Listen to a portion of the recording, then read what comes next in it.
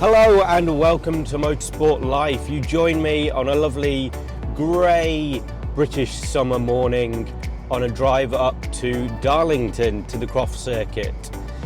So this is a very exciting day, or start of a very exciting weekend. I'm driving up to Croft to test the Mazda MX5 Supercup car.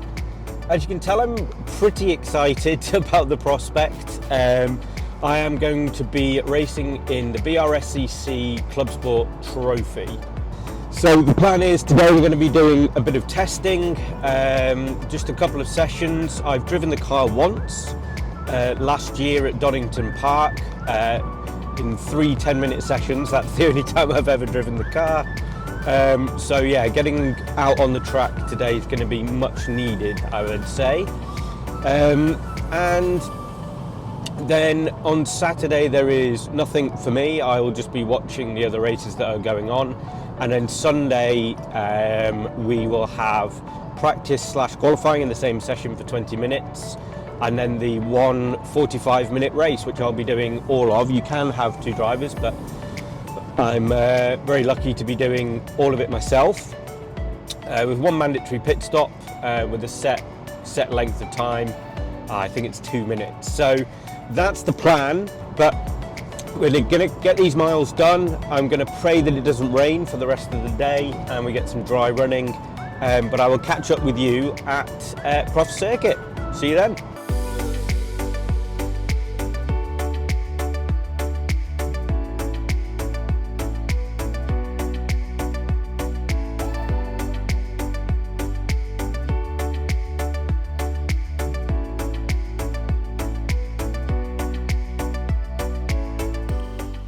So you join me in the race truck, which, you know, for a Mazda race is pretty impressive, I have to say. Already worn the helmet, done my first practice session, and I have to say, one thing that does not get relayed or portrayed in motorsport is just how nerve-wracking it is. You know, I've never driven around this track. There's lots of other cars on the track, so it's the Club Sport Trophy, so there's everything from BMW 3 Series, lots of them in the Compact Cup. There was a Porsche Boxster, there was a Nissan 370Z GT4. So there's lots of different types of cars out there, and you know, I've driven the track on the simulator a little bit, so I knew which way it goes. But beyond that, you know, you're not up to pace. So rolling out of the pit lane from the holding area, you're just like, oh my god, I'm just going to get swamped. Luckily, I didn't get swamped at the start, and you know, everyone was quite considerate. You just had to build up the pace, but this track at Croft is quick, or the middle sector is really quick, flat out chicane through a really fast or still flat out right kink, and then you have to get on the brakes for a downshift while you're still turning. It gets a little bit squirrely, there's grass on the outside, and you know, I ran a little bit wide there and pooed myself. So once you do that, it's quite hard to then build that back up, you know, that confidence when you've only got a half-an-hour session. But really the main thing was I didn't spin, I didn't hit anyone. I built up kind of the knowledge of the circuit so that I know that next time I get in the car I can go straight back on it. But the reality is I now have a lot of waiting. So we're on Friday lunchtime. I might be doing a session later on if we can make it work. But beyond that, I won't be out until Sunday at midday. So I'm going to be sat here watching and helping, you know, teammates who are doing the full Mazda Supercup races. And yeah, then I'll be out for a 20-minute session on Sunday morning. So here is the Mazda MX5 Mark III Supercup car. What thing of beauty it is, race prepared by Paddock Motorsport. As you can see inside, fully stripped out. Yeah, nothing in the other side, even holes in the floor, weight reduction and all of that. Roll cage over the top, obviously no roof, so if it's raining you tend to be okay when you're actually driving, because it's because of the aerodynamics over the top of the car. But yeah, when you're sat in the assembly area beforehand, you're going to get wet. You have to have 2 cameras. Unfortunately, the V-Box kind of data logger that was in this car is broken, so we've had to bodge on 2 GoPro cameras for my race. They're on the Avon cut slick tyres, so they are, as you can probably see there, not very grooved. So if it rains you can run them, but in the Club Sport Trophy you can actually run different tyres, so you could go onto road tyres if you wanted to. So here's the rest of the Paddock Motorsport setup. There are the other two cars in the Super Cup. As you see, we don't get a pit garage. We're just based in that Arctic behind, which is very nice and warm. There's the rest of the support paddock down that way. And yeah, we don't get a pit garage because the other classes get that, kind of the more higher profile classes get that. But we're under these awnings, it's fine, does the job, keeps us dry. And yeah, as I said, we get to go into the Arctic to keep us warm. So what more could you ask for? Just getting ready to head out for qualifying. Okay, so here we go, straight into the fastest lap of qualifying. You'll see it wasn't the cleanest lap. So here we go, going down the start finish line up into 4th gear. Now we're looking for some cones on the left brake just before the first cone. There we go. On the brakes, turn it in. I could have carried more speed into there, but now I actually carried too much speed into the second. Wash out a little bit wide there, had to get out of the throttle, so that was mistake number 1. Now flat out through here, keep it absolutely pinned, hope it doesn't oversteer, which it doesn't there, which is great. Up into 4th. Now coming into here we want to be braking into the right hander down 1 gear at about the 100 metre board, or just before on the left, just at the top of the crest. Little bit of a lock up. This corner I didn't get right pretty much at any point. I've always felt like I could have carried more speed through there. Now this is the flat out section, so just up into 4th before we turn left through the left hander and flat through the right hander, a little bit of curb, and now the real ballsy corner. Try and keep it flat. I think I give it a bit of a feather, and you still have to brake just before you're straight. I managed to carry quite good speed into here, but through this corner we have mistake number 2 of the lap.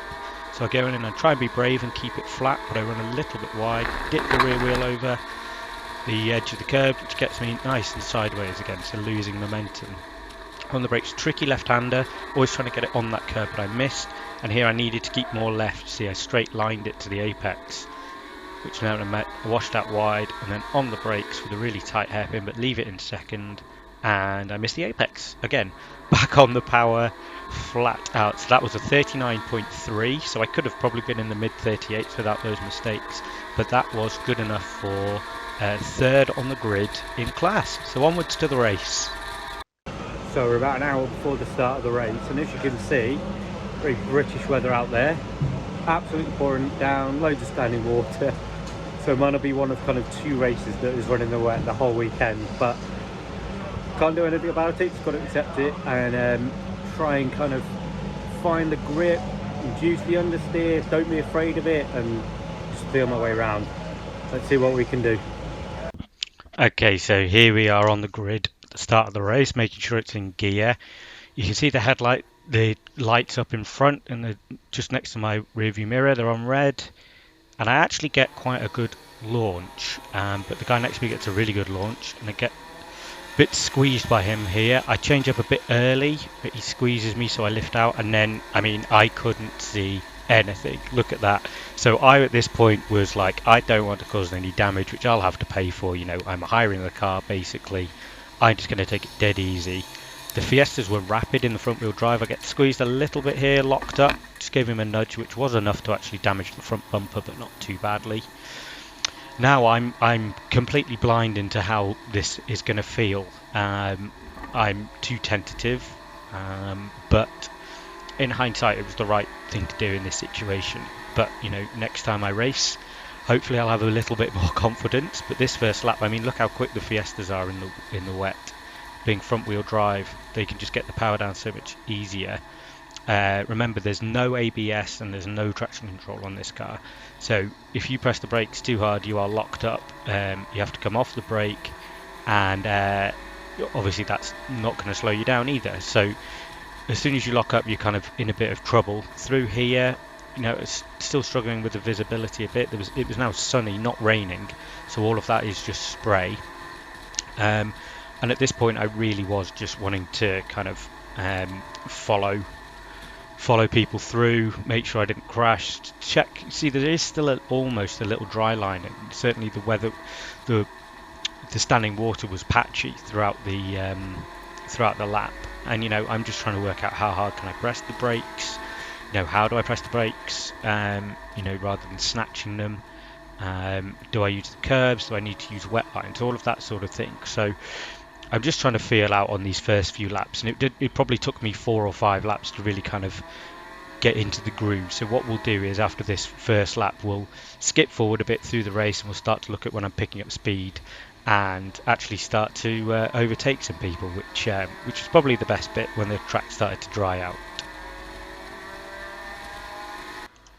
Okay, so this is about 5 laps into the race now, and I've started to kind of get the feeling for it and really start to kind of push on, and I've caught up with another Supercup car here. Down the start finish, as you can see, visibility is still terrible in the spray, but I was just more confident on the brakes, which I realised last time round. But here it's wet on the inside, and I get back on the power. Nice sideways moment through there, and I was like, okay, it's BMW in front of me, let's go and try and kind of hunt him down. But it was at this point now that I was kind of like, okay, you can see there's a proper dry line developing. So I was like, okay, let's try and push on a little bit now. Let's get out of just safe mode, let's call it, and try and push on a bit. So here again, it's all about not pressing the brake too hard initially. You can still brake quite hard, it's just don't hit the pedal kind of hard initially, because that's when you'll snatch a brake. And I think it's through these this quick section here that I gained quite a bit on him. So you can see the dry line appearing, and you're just trying to stick to it. Don't dip your wheel in the wetter stuff on the outside. Through here and on the brakes is quite a bit better, I think. Yeah, so I've gained quite a bit here, keeping that dry line, and you're kind of thinking I'm approaching him, but where am I going to overtake him if it's so wet offline? But turns out not to be too difficult on this BMW. It's coming into here again. I'm just seeing, do I want to go on that curve? Do I want to stay off? Again, I'm trying to keep more left here, although I still think I should have gone wider. You see, just slowly gaining. That car's not a lot slower than ours. Missed the apex yet again. I'll just get back to it actually on this one. But he gets a bad exit here, which gives me a run on him. So I'm kind of committing early to let him know that that's the side that I'm going on. It's actually a lot of standing water here. I was hoping not to aquaplane, which I didn't. And then I just outbrake him here because they were a little bit earlier on the brakes. And at this bit here, kind of I ran wide, but I knew I still had him. He wasn't on the inside. But this was kind of a eureka moment. It was like, wow, I can turn my windscreen wipers off. And look, clear track. Okay, let's really find the groove now. So let's move on a little bit to see how we get on. It's about 15 minutes into the race now, and it's time for my mandatory pit stop. So we didn't have a speedo at all, so I had to go on revs. We guessed about 3,000 RPM in second gear would be about 60 kilometers an hour. Pulled into the pit lane, so obviously I don't have to get out. We don't actually have to do anything, but obviously the team will just then check the tyre pressures, make any adjustments to that if they need to, because obviously it's drying, so they might need to reduce the tyre pressures, torque up the wheel nuts, make sure that's all safe, etc. But other than that, it's kind of just sitting waiting. Now, I make a bit of a slow getaway, and also if you notice the rev counter, I'm only about 2,500 RPM for this drive down to the pit exit, and this actually cost us quite a bit of time. This probably dropped me down to 4th rather than staying in 3rd, which was a bit unfortunate. But that was the pit stop, kind of uneventful. But let's see if anything more eventful happens shortly. And here we are, 3 minutes from the end. I think it's either 2 or 3 laps. Hunting down this BMW, it's a lot drier as you can see. I'm really getting confident now. Some might say too confident. Into the first corner. Brake at what is actually a little bit earlier than normal. But I lock up. Can't get it off in time. Can't slow the car down enough. And here we go. Where I thought I could carry the momentum, give it a boot full of throttle and stop. And here are my thoughts.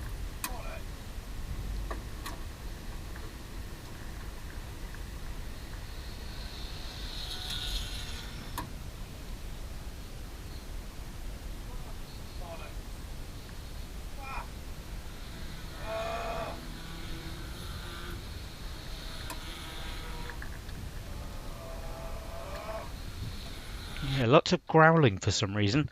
But yeah, I wasn't happy. But to be honest, by the time I'd got pulled out and got out of the car, I was calm, and I hadn't damaged the car. I pretty much got the whole race in the car. No one else was involved.